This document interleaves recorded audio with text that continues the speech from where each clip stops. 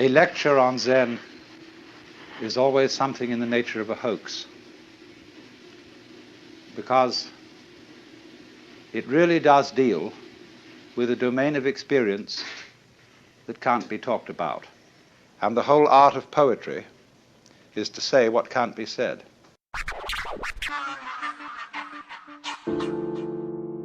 So Zen has always described itself as a finger pointing at the moon. No dependence on words and letters. Direct pointing to the human mind and seeing into one's own nature and becoming Buddha. It may take you 3 seconds. It may take you 30 years. Religions aren't, as a rule, humorous in any way. Religions are serious. And when one looks at Zen art and reads Zen stories, it is quite apparent that something is going on here which isn't serious in the ordinary sense, however sincere it may be.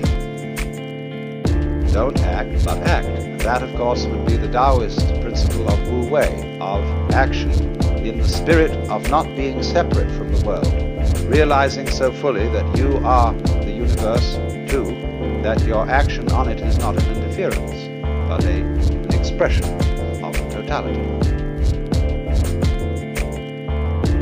The fascination of Zen to the West is that it promises a sudden insight into something that is always supposed to take years and years and years. Zen students are not monks in our sense of the word monk. Our monks take life vows of poverty, chastity, and obedience. And to make the grade, you're expected to spend your whole life in a monastic state. But I call the Zen monk a student because he's more like a student in a theological seminary. He may stay much longer than the usual 3 years. He may stay 30 years or so. But it's always possible for him to leave with dignity and to graduate and to go into lay life, become a regular priest who keeps charge of a temple, get married and have a family.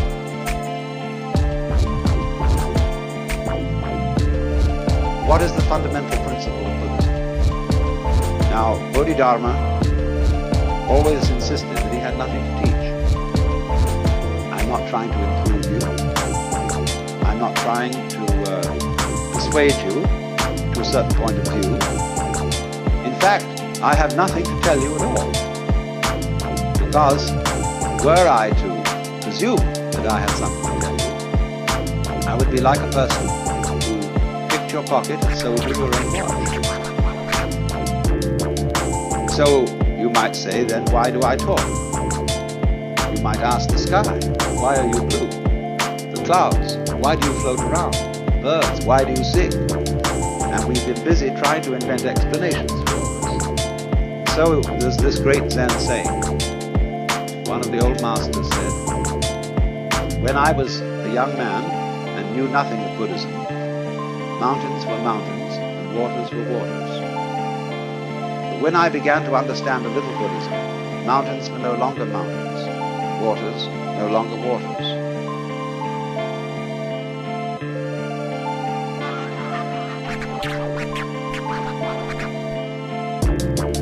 Zen people speak of the virtue of what they call mushin, which means no mind, or munen, no thought. Zen is a subdivision of Mahayana Buddhism. And as you know, that is the school of Buddhism, which is concerned with realizing Buddha nature in this world. Not necessarily by going off to the mountains, or by renouncing family life, everyday life, etc., as if that were an entanglement, but realizing in the midst of life the possibility of becoming a Buddha.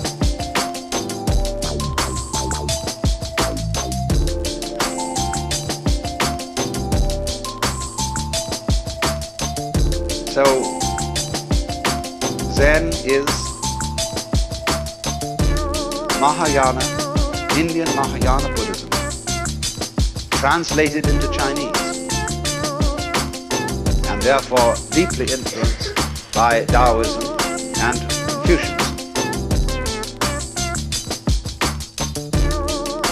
origins of Zen lie actually around the year 414, at which time a great Hindu scholar by the name of Kumaradeva was translating with a group of assistants the Buddhist sutras into Chinese.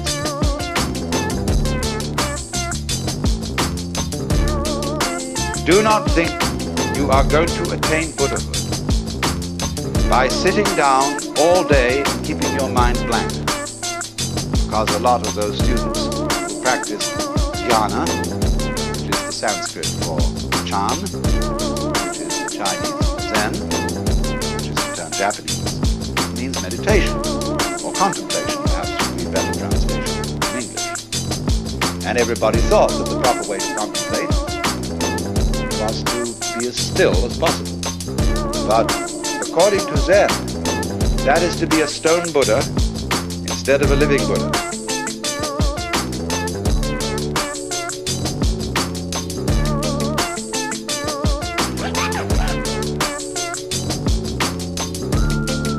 But a person who thinks that in order to be awakened, you have to be heartless, to have no emotions, no feelings, that you couldn't possibly lose your temper or get angry or feel annoyed or depressed, those people haven't got the right idea at all.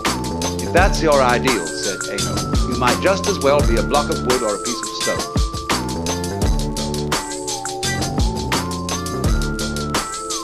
What he wanted you to understand is that your real mind, while all those emotions are going on, is imperturbable. Just like when you move your hand through the sky, you don't leave a track. The birds don't stain the blue when they pass by. And when the water reflects the image of the geese, the reflection doesn't stick there.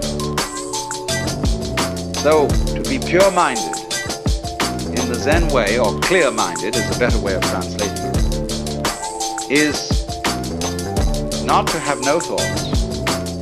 It's not a question of not thinking about dirty things. One great master of the Tang Dynasty, when asked, what is Buddha? Believe it or not, answered, a dried turd. So it's not that kind of purity.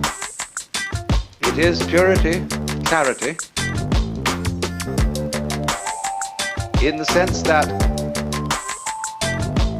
your mind isn't sticky.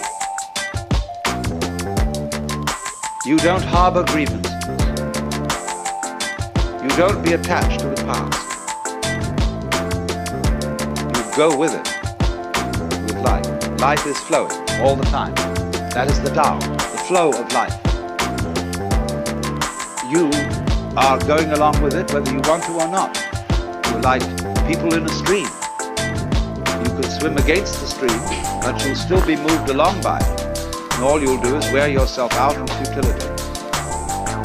But if you swim with the stream, the whole strength of the stream is yours.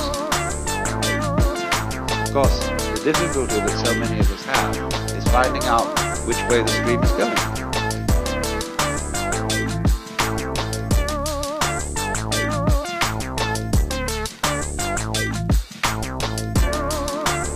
It may take you 3 seconds. It may take you 30 years. It may take you 3 seconds. It may take you 30 years. It may take you 3 seconds. It may take you 30 years. I mean that. And so you see, there is always the possibility that it may take only 3 seconds.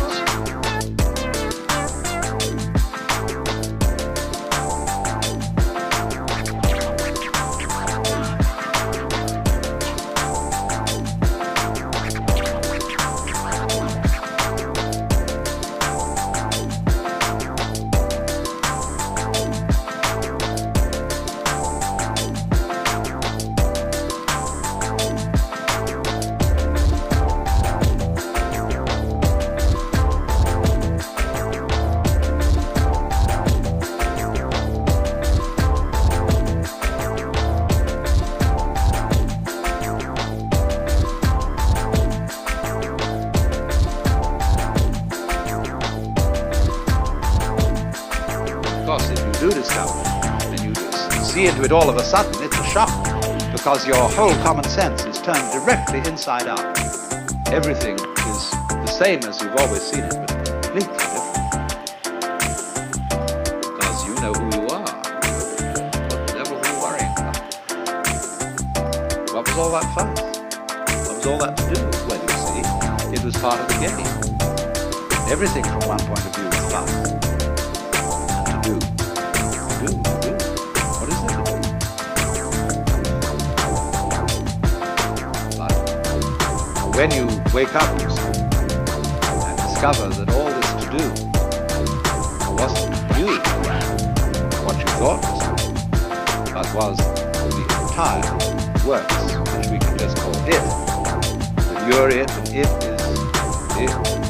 Everything is it, and it does all things that are done, then that is a great surprise.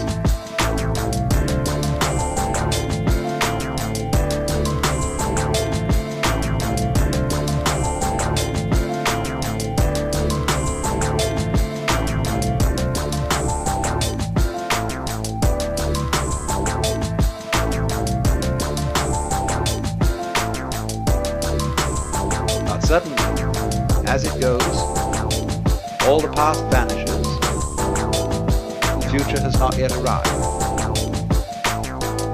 and there is only one place to be, which is here, now. And there is no way of being anywhere else, none whatever. If you understand that thoroughly, your task is finished. You then become instantaneous. Also momentous.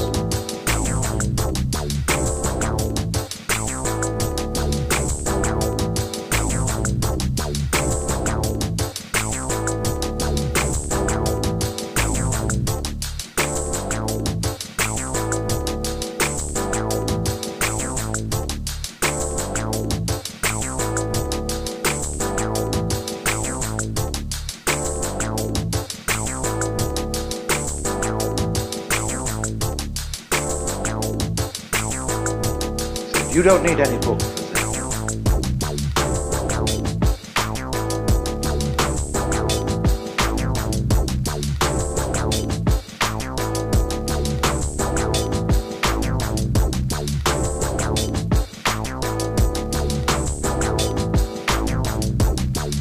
Don't let words limit the possibilities of life.